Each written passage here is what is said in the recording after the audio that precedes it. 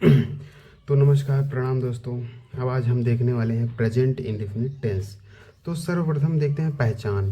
पहचान में लिखा है जिन वाक्यों के अंत में ता है, ती है, ते हैं, ता हूँ आदि शब्द आए हों तो उसे प्रेजेंट इंडेफिनिट टेंस कहते हैं।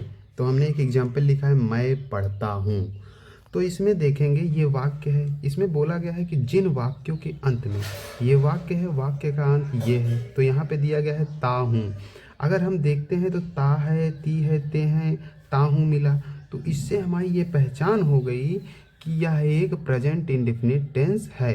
क्योंकि जब तक हम वाक्य की पहचान नहीं कर पाते तब तक हम उसका नियम कैसे लगाएं। अगर पहचान हो गई तो हम उस टेंस का नियम लगाते हैं कि कौन सा टेंस है, फिर कौन सा सेंटेंस अफर्मेटिव है, निगेटिव है, इंट्रोगेटिव है, तो उसके हिसाब से नियम लगाते हैं। तो हम पहले देखते हैं अफर्मेटिव सेंटेंसेस। अफर्मेटिव सेंटेंसेस को हिंदी में कहते हैं सकारात्मक वाक्य। इसका पहला नियम ही, शी, इट, नेम तथा सिंगुलर नंबर के साथ मुख्य क्रिया में यस या यस का प्रयोग करते हैं। और दूसरा नियम क्या कहता है कि यू, वी, दे, आई तथा प्लूरल नंबर के साथ मुख्य क्रिया में यस या इसका प्रयोग नहीं करते। मतलब इन सब चीज़ों के साथ हम यस या यस का प्रयोग करेंगे और इन सब चीज़ों के साथ यस या यस का प्रयोग नहीं करेंगे। ये अफर्मेटिव का नियम है। अगला नियम है तीसरा।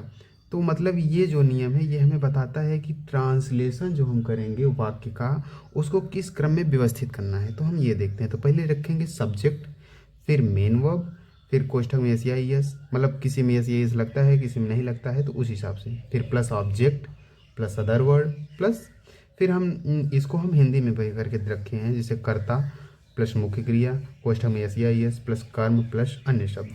तो कुछ बच्चों को ये परेशानी होती है कि हम यस कहाँ लगाएं, ई एस कहाँ लगाएं।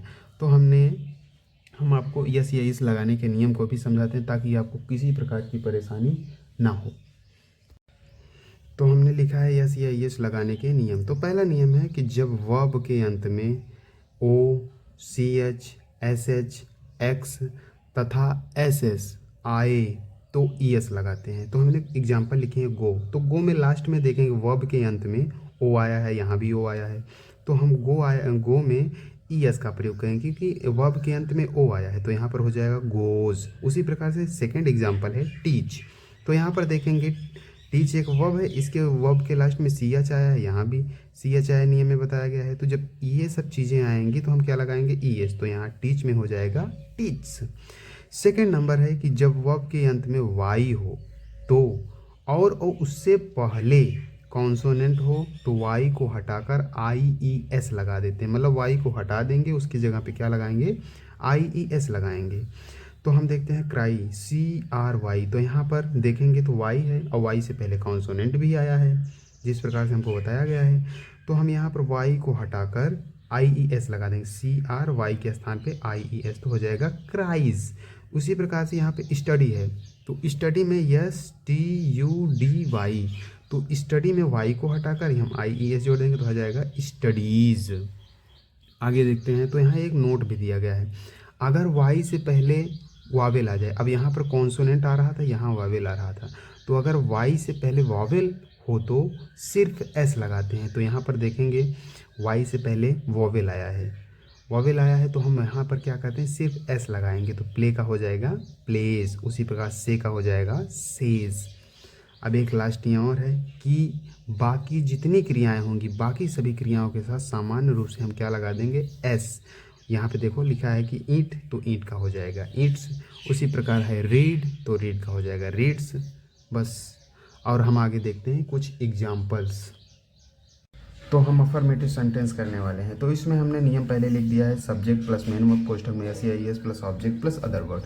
तो यहाँ पर हम देखते हैं पहला सेंटेंस है मैं स्कूल जाता हूँ। तो हम पहले क्या करेंगे, सब्जेक्ट। तो सब्जेक्ट कैसे पहचानते हैं, तो हमने वर्ब में क्वेश्चन किया कौन जाता है, मैं, तो मैं के लिए हमने आई लिखा। फिर है मेन वर्ब, मेन वर्ब क्रिया काम क्या हो रहा है, तो यहाँ पर है जाना, तो जाना के लिए हम क्या लिखेंगे, गो।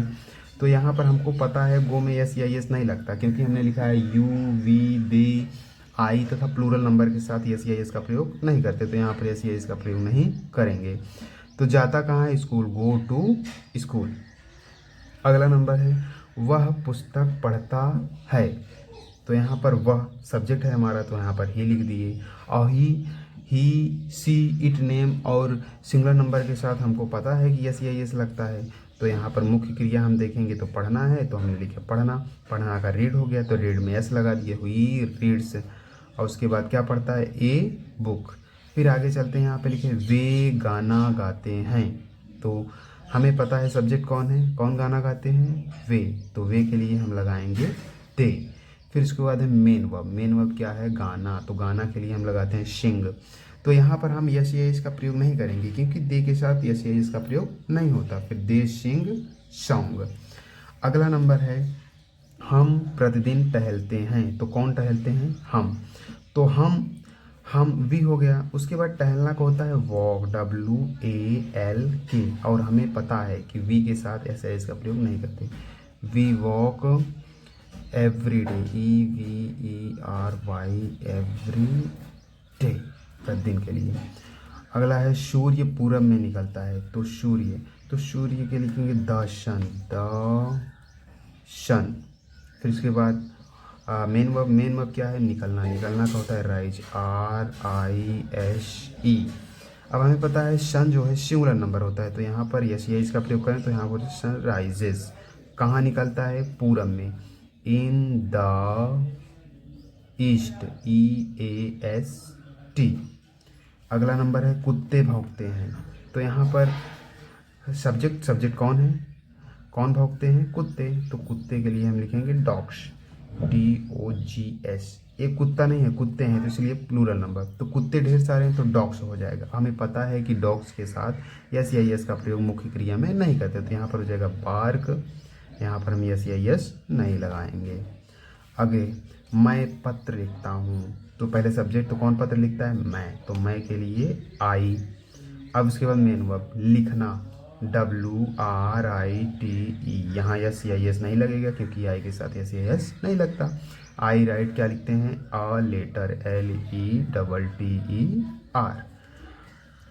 अगला है वह प्रतिदिन समाचार पत्र पढ़ता है। तो कौन समाचार पत्र पढ़ता है? वह। तो वह के लिए लगाएंगे ही, HE।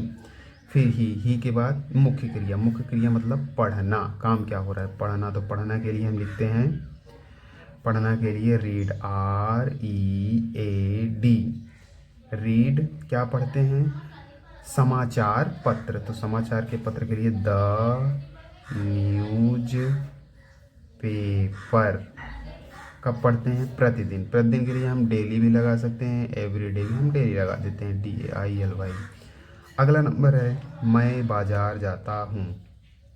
तो कौन बाजार जाता है? मैं। तो मैं हमारा सब्जेक्ट हो गया, तो मैं के लिए आई। फिर उसके बाद मेन वर्ब क्या है? जाना। तो यहाँ पर गो, यस यस नहीं लगाएंगे, आई साहब नहीं लगता। आई गो कहाँ जाते हैं? Market, go to market. तो आप जितने एक्सरसाइज करेंगे उतने ही आपको फ़ायदे होंगे। ठीक, आप चाहें तो स्क्रीनशॉट ले सकते हैं। और हम आगे और भी सारे एग्जाम्पल्स कराएंगे जिससे आपकी कन्फ्यूज़न दूर हो सके। अगर कोई ऐसा वाक्य हो जो ना आता हो, आप कमेंट में बताइए, हम आपको बताएंगे। धन्यवाद।